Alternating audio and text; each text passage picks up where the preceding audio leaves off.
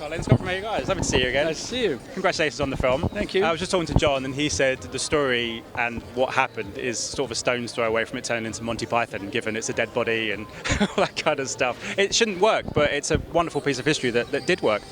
This is right. I mean, when I was speaking to Matthew Macfadyen about it yesterday, that if you made this up, people would have said, come on. You can't even pitch this story. Just tone it down a bit. Yeah. And so I think it's only the fact that this really happened and that it actually, spoiler alert, worked and altered the course of world events that actually makes it so sort of valid in a way. I mean, I think I'm always fascinated by crazy dreams that, shouldn't work. I'm fascinated by the ones that don't work, by the way, as well. I think that things that came close and slipped through your grasp are equally worthy of storytelling.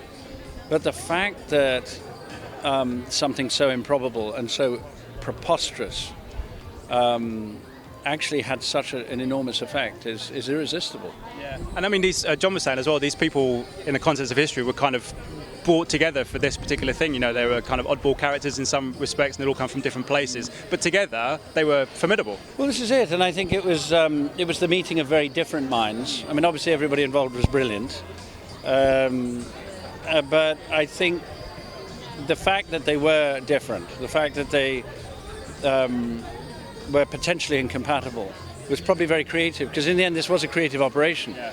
I think if this had been an exercise in just logic, it wouldn't have worked, because you can decode logic. Yeah.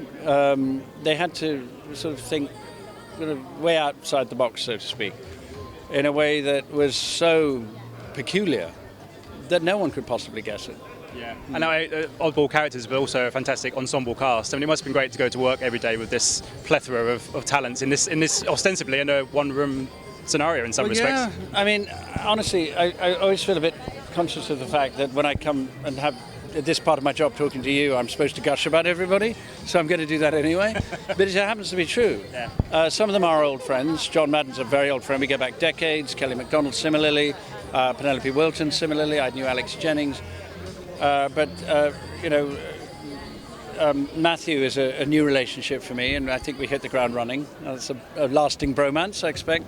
But similarly, the people I met only briefly, like Russell Beale and James Fleet and the late and very much lamented Paul Ritter. Yeah.